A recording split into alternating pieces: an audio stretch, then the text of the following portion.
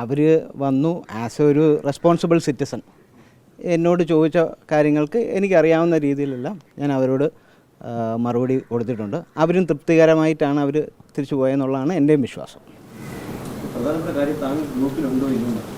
ഇല്ല, അത് ഞാൻ ഓൾറെഡി വ്യക്തമാക്കി കഴിഞ്ഞു.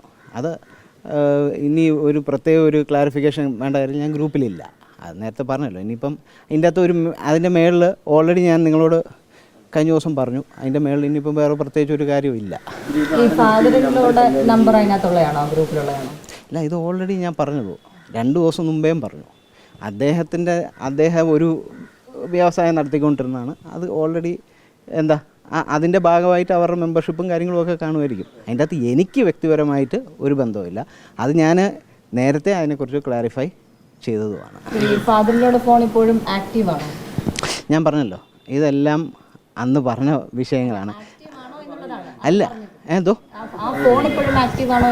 അത്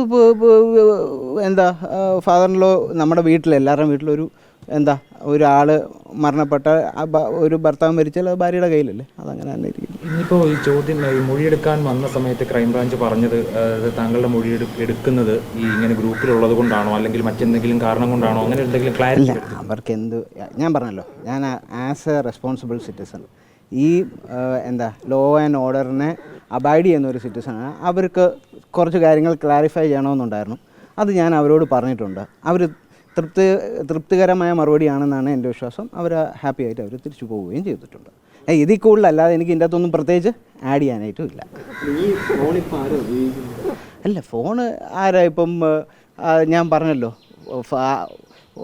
വീട്ടിൽ ഒരാൾ മരിച്ചാൽ അടുത്ത ഭർത്താവ് മരിച്ചാൽ ഭാര്യയല്ലേ ഉപയോഗിക്കുന്നത്, അങ്ങനെ തന്നെ. അല്ല, അർജുൻ എന്നുള്ള പേരിപ്പം ആരെങ്കിലും ഒരു നമ്പർ ആരെങ്കിലും സേവ് ചെയ്താൽ ഞാൻ അതിൻ്റെ ഉത്തരവാദിത്വം എങ്ങനെ ഞാൻ ഏറ്റെടുക്കുന്നതെന്ന് എനിക്കറിയത്തില്ല. ഏതായാലും ഞാൻ ആ ഫോൺ കൈകാര്യം ചെയ്തിട്ടില്ല, അത്ര എനിക്ക് പറയാം.